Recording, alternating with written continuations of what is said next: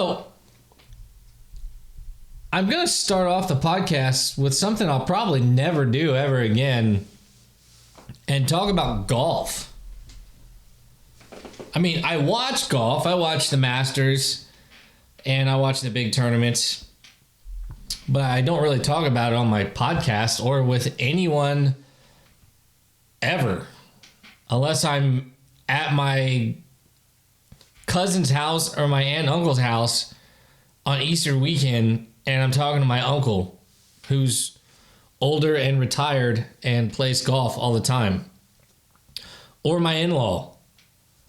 He's retired and loves playing golf because that's all you do when you're retired. So after his first round in the Open right now, Bryson DeChambeau was asked if he felt good about being just one over par after hitting only 4 of the 14 fairways at the Royal St. George's. And then DeChambeau said, quote, "If I can hit the ball down the middle of the fairway, that's great. But with the driver right now, the driver sucks." Talking about his Cobra driver. So Bryson DeChambeau is out here on national television bashing his sponsors. The people that build their clubs specifically for this guy to jack the golf ball as far as he can hit it. He's a modern day Happy Gilmore. Which is weird because the dude has actually won quite a few tourneys. He's won quite a few PGA majors. I believe he's leading in winnings. But the dude is just going about it in a way that no one's really ever gone about it before. So, Ben Shaman, he's the tour operations manager for Cobra Golf, replied to Bryson DeChambeau's comments and said, quote, "It's just really, really painful when he says something that stupid. He has never really been happy, ever. Like, it's very rare when he's happy." So now we've got, of course, Bryson DeChambeau has already come out and apologized and made a video and all that stuff.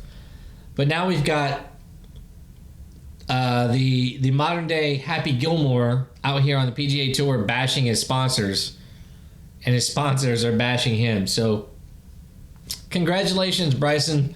You made golf exciting for about 48 hours. I mean, I still watch it, but it's not an exciting sport to watch. There's not a lot going on to be thrilled about. And then they have infuriating things like a few years ago when Dustin Johnson accidentally grounded his club in a bunker and lost a tournament. Or what happened to Rahm. COVID. Get off the course, you lose. It's like one hole to go. No, you're done. You tested positive for COVID. You got 1 or 2 more holes to go, and you're winning by 3 strokes, so you can't win. So the thing with Bryson DeChambeau is that this dude, like, his whole thing is he's going to bulk up and just crush the golf ball. And he's going to try and win tournaments on eagles, or 3-putting for par, or 3-putting for a birdie, because he's hitting the greens, or he's landing in the fairway just outside of the green, and or he's had a couple shots that's caught the walk, bounced all the way down the fairway, and he's lying in the rough, but he's 415 yards from the tee. So he's lying in the rough, but he's 75, 80 yards closer than his competitor. So he's on the green first, and he's lying at a better lie. But anyway, this dude, his diet is just straight junk food. That's all he's doing. He went from 195 pounds to 240 pounds in 1 year. And he's like dog do. Junk food. He eats tons of junk and then has like 6 to 7 protein shakes a day. And he works out and he's putting on mass. and strength so he can drive the ball farther. That's his style of play. And this training style and what he's doing, his regimens, it's not sustainable. When have we ever seen anybody drive the golf ball the way that DeChambeau does and then have longevity in this sport? This is what this dude's diet consists of. Breakfast: 4 eggs, 5 strips of bacon, toast, 2 protein shakes. And then throughout his day, he has peanut butter and jelly sandwiches like he's 7 years old. Go macro bars, probably that's some kind of protein. I'm not into protein bars. Snacks, so you know those are healthy based on everything else we've said so far. And then 2 to 3 more protein shakes. That's throughout the day. And then for dinner time, steak, potatoes, and 1 to 2 more protein shakes.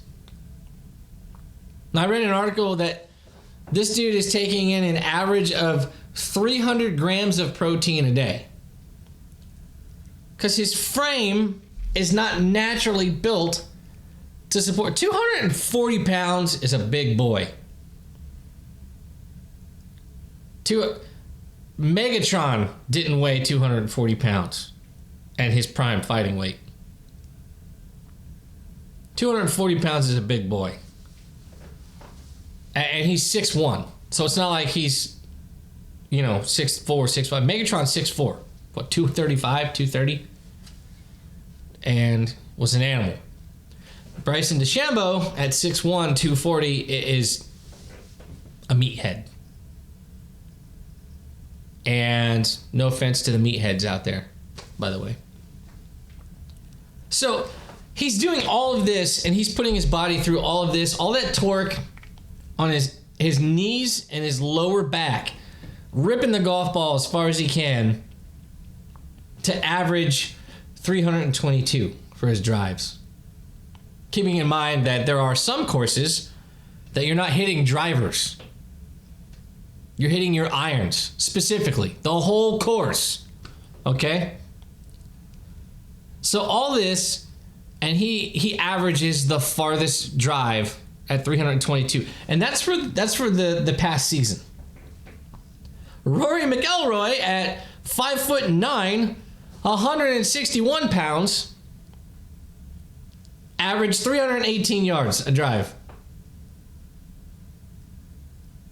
And I think the goofiest thing about it is that DeChambeau is out there actually winning and making money. But it seems he's never going to get that green jacket. He can't play those courses. He can't play Torrey Pines and Augusta. He might have. I don't know. He can't. He just can't play. He can't play the courses that require the finesse. That's not him. He rips it. He lets it fly. Where it lies, it doesn't matter. If it's the farthest ball down the road, he's good to go. But I digress. Moving on.